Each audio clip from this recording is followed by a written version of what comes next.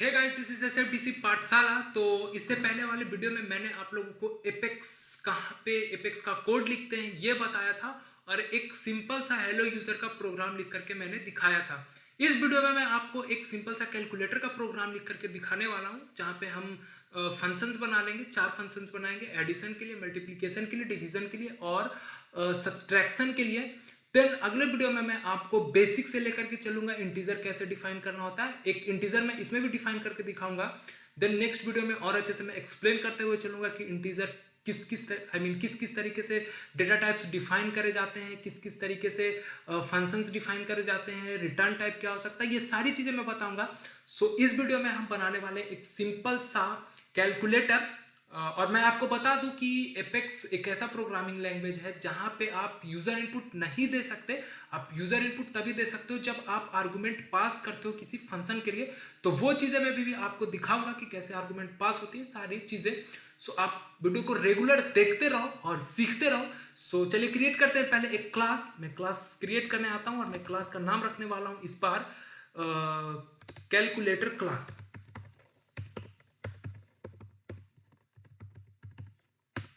Okay, सो अपना class create हो चुका है। कैलकुलेटर क्लास के नाम से मैंने एक क्लास रख दिया है और अब इस क्लास में मैं फंक्शन बनाने वाला हूं। सबसे पहला फंक्शन होगा ऐड का।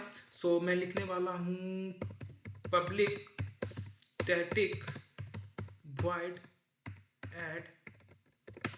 ओके, सो ये अपना फंक्शन बन चुका है, पहला फंक्शन। अब इस फंक्शन में मैं डिफाइन करने वाला हूँ इंटीजर। सो एपेक्स में हम इस तरीके से इंटीजर डिफाइन करते हैं और बाकी की डेटा टाइप्स में भी आपको सिखाऊंगा आगे चल के कि कैसे क्या डिफाइन करते हैं। सो आप रेगुलरली वीडियो देखते रहो।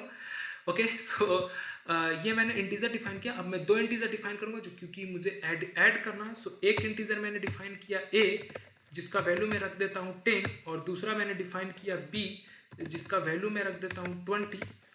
देन ओके, ये हो गया। अब मैं इसको डिबग करूंगा, आई मीन प्रिंट करके देखूंगा कि ये सही आउटपुट दे रहा है या नहीं। ए और बी को ऐड करके दिखाऊंगा। अगर मैं ए और बी को ऐड करता हूं तो ये हो जाता है 10 और 20 30। सो एक और इंटीजर हम डिफाइन कर लेते हैं सम के नाम से, और सम इज इक्वल टू मैं कर देता हूं ए प्लस बी। देन मैं इसको कर देता हूं सेव और अब हम लगा देते हैं system dot debug.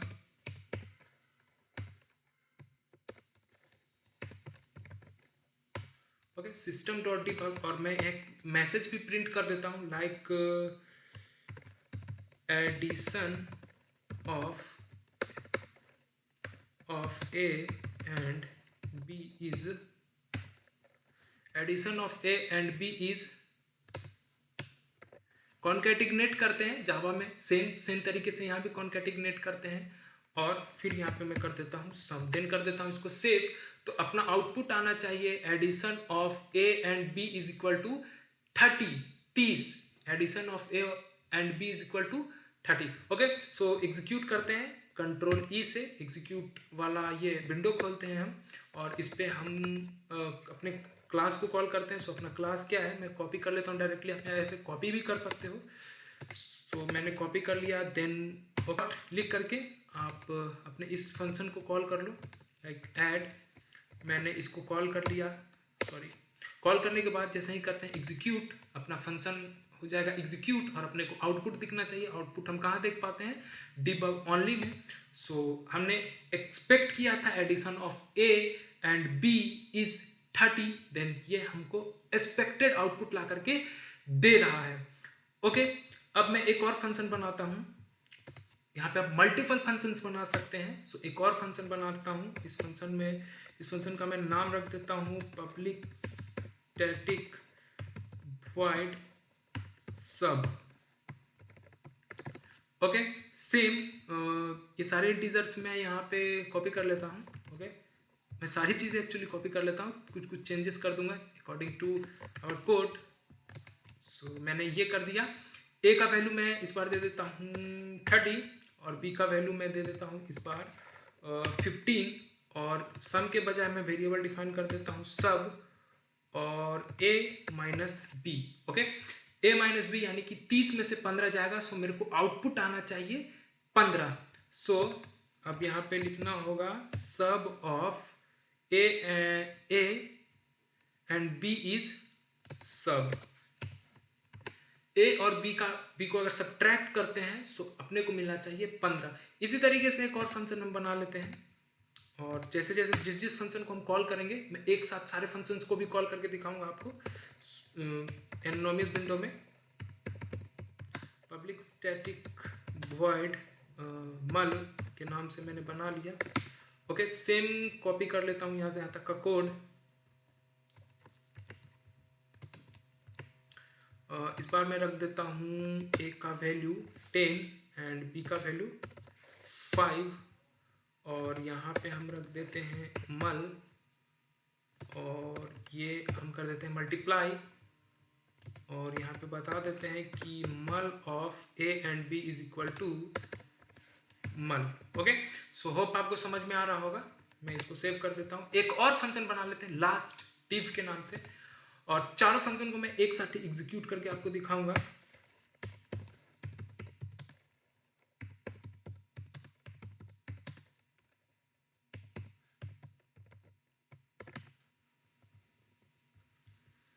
Okay, public static void div, और फिर से कॉपी कर लेते हैं। बार बार क्यों लिखना यार जब हम कॉपी कर सकते हैं। सो एक डेवलपर को कॉपी करने आना चाहिए, कॉपी पेस्ट। सो ये it's a good habit for developer, but तभी करना जब आप जानते हो। बस मतलब कुछ भी कोड उठा के कहीं भी कुछ भी मत चिपका देना। अगर आपको आता है, आप कर सकते हो, then that's good, otherwise please don't do it. Okay, अगर आपको नहीं आता तो प्लीज मत करना ऐसा। ओके, सो इस बार मैं ए का वैल्यू रखने वाला हूँ 25 और बी का वैल्यू 5 छोड़ देते हैं, और मैं वेरिएबल बना देता हूँ div, और ये अपन कर देते हैं स्लैश मीन्स डिवीजन। आपको पता ही होगा अगर आपने पहले कोई सा भी प्रोग्रामिंग लैंग्वेज यूज किया होगा तो div of A and B is equal to div। Okay, मैंने सेव किया। अब अपना चारों फंक्शंस बन के तैयार है, और मैं ये चारों फंक्शंस एक साथ एग्जीक्यूट करके आपको दिखाऊंगा। चारों आउटपुट एक साथ एग्जीक्यूट करके दिखाऊंगा। आते हैं अपने एनोनिमस विंडो पे। मैंने इसको कर लेना है कॉपी,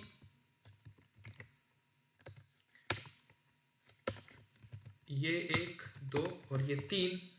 हम लोगों ने एक फंक्शन बनाया है सब। सो मैं इसको बता देता हूँ कि भाई सब भी एग्जीक्यूट कर दे, भाई मल भी एग्जीक्यूट कर दे, भाई तू div भी एग्जीक्यूट कर दे, सारी चीजें एक ही साथ एग्जीक्यूट कर दे। ओके, मैं करता हूं एग्जीक्यूट। ये चारों फंक्शंस एग्जीक्यूट करके देगा। आपको थोड़ा टाइम लगेगा क्योंकि 4 फंक्शंस एक साथ आप एग्जीक्यूट कर रहे हो। सो थोड़ा वेट कर लेते हैं, और वेट करने के बाद हम जाएंगे डिबग ओनली पे। सो ये अपना एग्जीक्यूट हो चुका है। अब हम आते हैं डिबग ओनली पे, और अपने को 4 आउटपुट दिखने चाहिए। So that's we are getting. हम लोगों ने 4 आउटपुट पा लिया है। पहला है addition of A and B is equal to 30, दूसरा है sub of A and B is equal to 15, तीसरा है mul of A and B is equal to मैंने नहीं लिखा है, A and B is 50, div of A and B is 5। So अपना ये प्रोग्राम सही काम कर रहा है और सही तरीके से एग्जीक्यूट हो गया। सो होप आपको एपेक्स से मैं थोड़ा बहुत फैमिलियर कर पाया हूँगा। थोड़ा बहुत मैं आपको समझा पाया हूँगा कि कैसे क्लास बनाते हैं, कैसे फंक्शन बनाते हैं, कैसे कॉल करते हैं। तो आप कमेंट करके बताओ, फीडबैक दो, कुछ क्वेश्चन है तो पूछो। मैं अब रेगुलरली वीडियो दूंगा आपको एपेक्स पे, और मैं अगले वीडियो में कवर करने की कोशिश करूंगा डेटा टाइप और भी कुछ बेसिक पॉइंट्स, जिससे आपको हेल्प मिले एपेक्स में कोड लिखने में।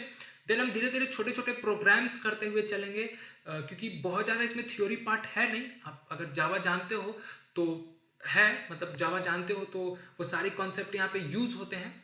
और अदरवाइज आपको लगता है कि आपको समझ नहीं आ रहा है, आप चाहते हो थ्योरी पार्ट भी कवर हो, सो प्लीज़ कमेंट करो, मैं उसको भी कवर करने की कोशिश करूँगा।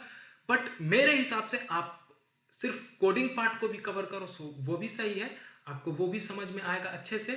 तो फिलहाल के लिए मैं कहूँगा keep watching and thank you.